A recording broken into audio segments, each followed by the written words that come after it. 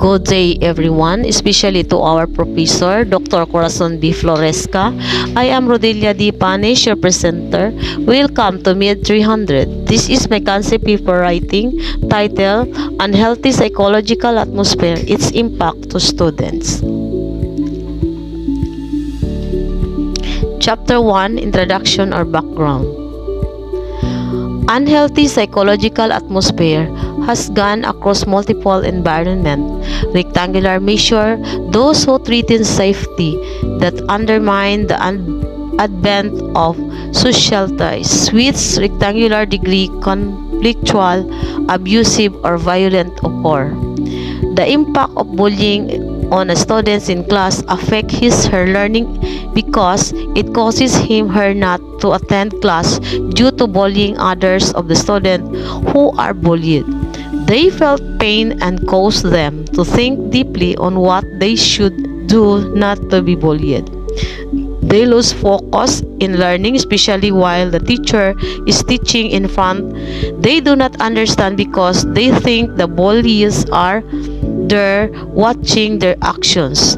Bullying is a sort of aggressive behavior against others. Bullying in a class sometimes consists of a group of friends in a class. Bullying in a class sometimes consists of a group of friends in a class, also in a widespread issue that affects students like their behavior. Therefore, bullied children live in fear, self-blame, feel weak, and it affects their personality traits and self-confidence. So this situation makes them unable to study well, and they might hate attending in class. Students who are bullied will complain of teachers, stomach ache, and overall fatigue. Some of the students who are bullied after use physical complaints to get out of school. In the sight of this problem, the study is designed to assist students, teachers, parents, and concerned bodies on makes the world of students who are bullied in class. Bullying is a widespread and perhaps the most underreported safety problem on American school campuses.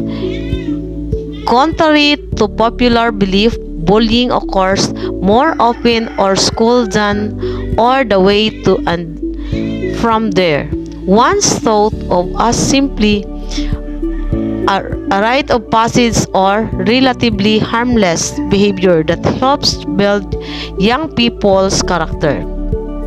Bullying is known to have long-lasting harmful effects for both the victim and the bully. Bullying is often mistakenly viewed as a narrow range of anti-social behavior confined to elementary school.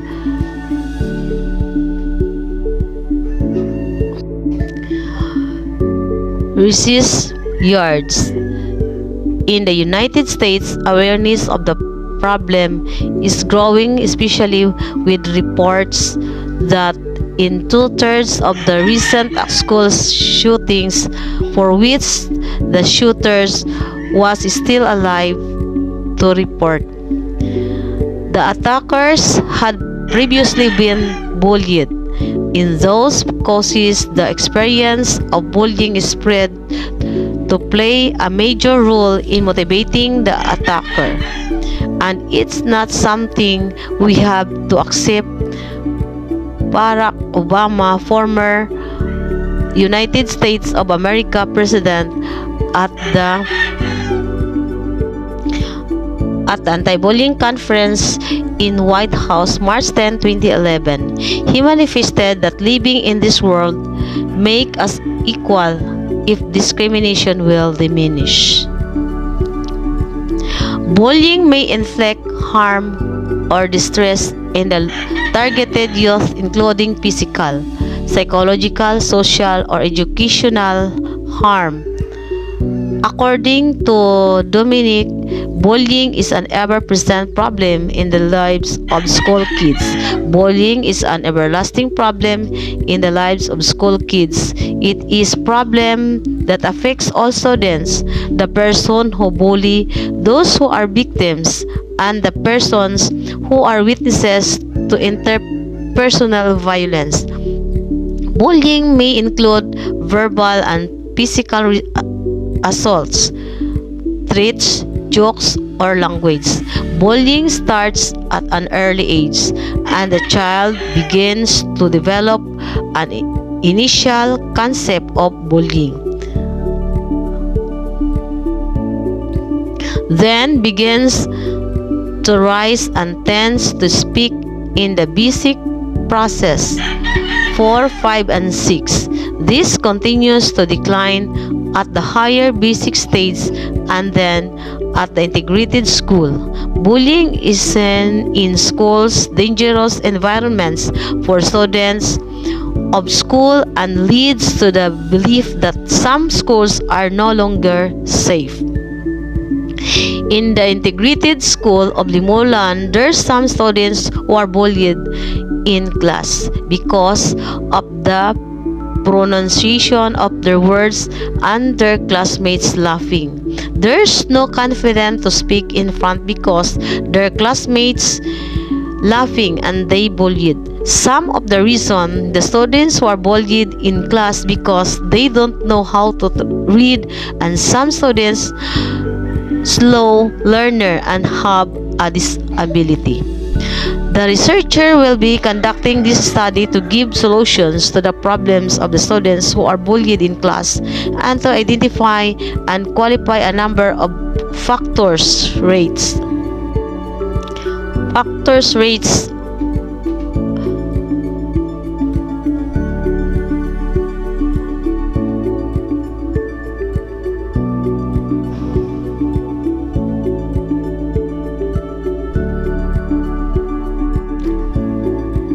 of bullying student. Different types of bullying occurring and more in order to address them. They help school determine the frequency and location of bullying behavior. Significance of the problem. This research will enable to those concerned to know how to deal with the problem of students who are bullied and its obvious consequences on students in class. This study will be beneficial to the following: whole educational, to gain information as well as solutions to the problem, especially to DepEd that provides and help to educate among people to learn. To our school administration who manage and control of our school in such a very helpful these studies to come up information in order to gain solution to this problem. Limulan Integrated School. The location of your conducted study to teachers, students, parents, future researchers is a big opportunity for leaving these studies for the basis and purposes of this research. Teachers to observe their students who has been bullied and to prevent this issue against bullying. Student, this study may help the learners who are interested in this study and to aware in the issue about bullying. Future researcher, to aware how to avoid bullying, and it helps them to have a lot of ideas about bullying. Statement of the problem. This research aims to determining the impact of unhealthy psychological atmosphere to students who are bullied in class and proposing solutions to students bullied in class. This problem will investigate the respondent by some set of students and the victims of bullying. Research objective. This research aims to know what can be the reason why unhealthy psychological atmosphere, its impact to students who are bullied in class, can affect to their studies. The researchers aims to investigate the study. It is imperative to state the purpose of this study. Hence, these include: A. To find out the impact to students who are bullied in class. B. To find out why the students are bullied in class. C. To make recommendations on the ways to stop bullying in the class. D. To find out the extent to which it has impact to students who are bullied in class. Review related literature. This chapter provides review related to the present study.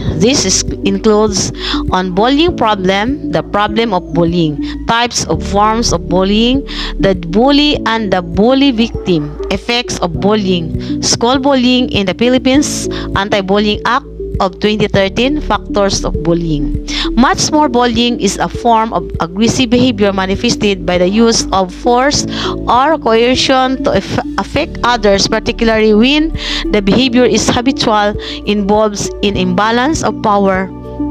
It can include verbal harassment, physical assault, or coercion, and may be directed repeatedly towards particular victims, perhaps on grounds of race, religion, gender, or ability. Though bullying in schools and universities is a widespread phenomenon, the common subject is students bullying or teacher bullying.